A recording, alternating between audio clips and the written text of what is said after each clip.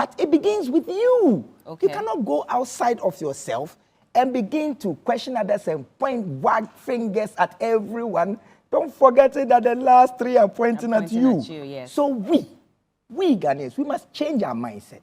We must fix our relationships with our children to show them love. We must be honest to our girlfriends. We must work on time. If we go to church, we must be Christians. We must show Christ. We can't go to church on Sunday, pray for forgiveness, and on Monday go and take a bribe and delay someone's procurement document so that by Friday that person will bring a cake back. And it doesn't make sense. Yeah. So if how many politicians we have in Ghana? 1,000, 2,000?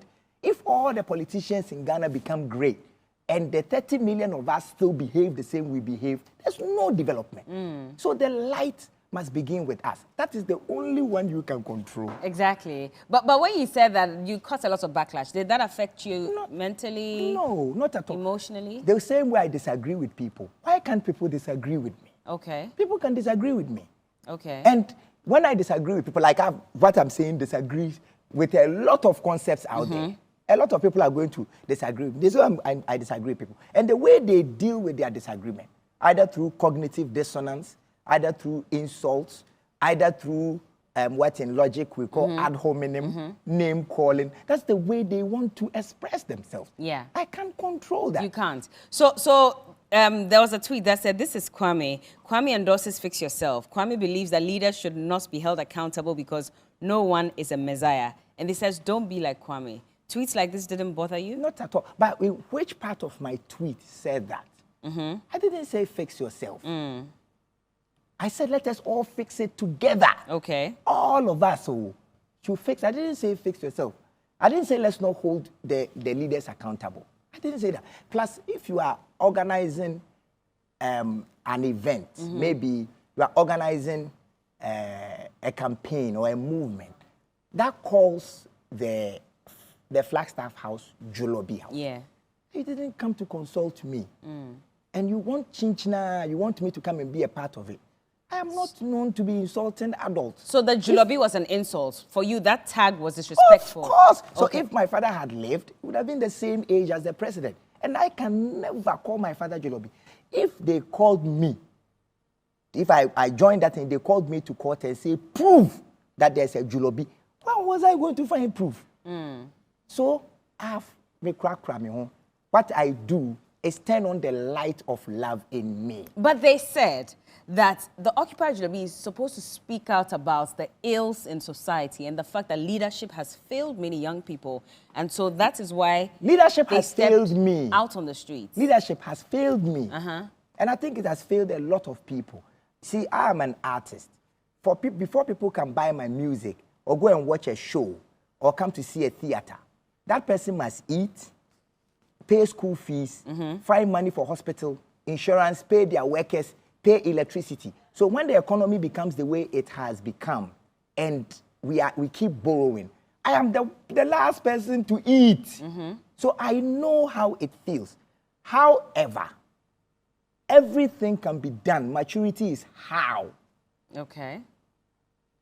I am not interested in joining things that insult others. Okay. Because I am not innocent. So you can express dissent, but do it respectfully. That is, however they want to do it, they should do it, but they shouldn't force me to join it. But have the leaders respected citizens? If you look at the state of the nation, and I'm not just talking about the current government, over the years, would you say that leaders have respected us enough? Well, what is to earn respect? What is respect? What is respect? To behave in a manner that's favorable to others because you want to get something back, because you want a vote, or to be honest, to deal with people honestly, with integrity.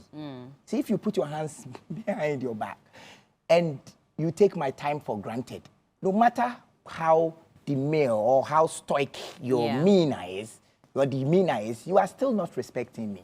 You know, so I don't think that we, as a people in Ghana, we can talk of respect.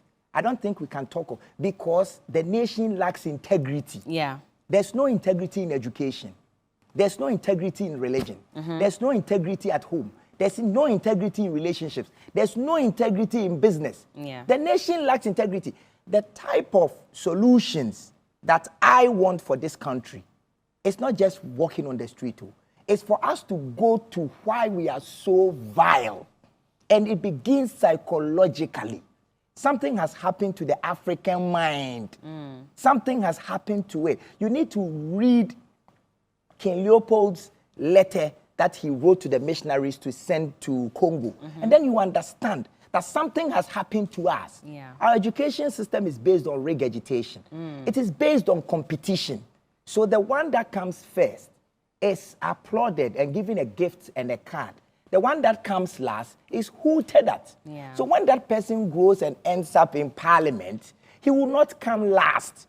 No, he will do whatever he must do, cut whatever, to be the one in the Range Rover, to be that one who lives at East Legon. So that person has been broken from childhood. That is the problem we must solve. How do we solve it? By coming together again. I'm talking psychologists, sociologists, anthropologists, philosophers. All the gists. All of them coming together to redefine what is culture. Okay. To redefine what is moral. Vis-a-vis the traditional ideas and nuances versus the use of technology, influx, the media, social media, to redefine what is moral. And then through progressive media activation, retell people that this is the new way. This is the new Ghanaian. The billboards that we put in town, we need to use that to discuss thinking. There must be 1 million billboards across Ghana saying think. Ghanaians are not thinking. Of course, not just Ghanaians, Africans. We're not thinking. No, if we think, how come we own only 10% of our gold? How come our gold is called Anglo gold? You see, the highest level of thinking is creativity. Yeah. And so why is it that our gold is called? Because we do not have the creativity to create the machines and the shafts that can go down to fetch the gold. Yeah. So the one doing the thinking owns 90%. And then we own, What is the percentage of that we own in our oil? Yeah. Is it also 10%? No, I think it's about 5 or so. How many Chinese people are here fixing our roads? You see them. Yeah. These are all thinking problems. And that is the problem we must solve. Because once we solve the problem of thinking and creativity, then we are going to own patents. We are going to invent stuff. Then we are going to export and lower the income export deficit. That is the only way. But it begins with being honest. We have to be honest with ourselves. We have to be honest with ourselves. Yeah.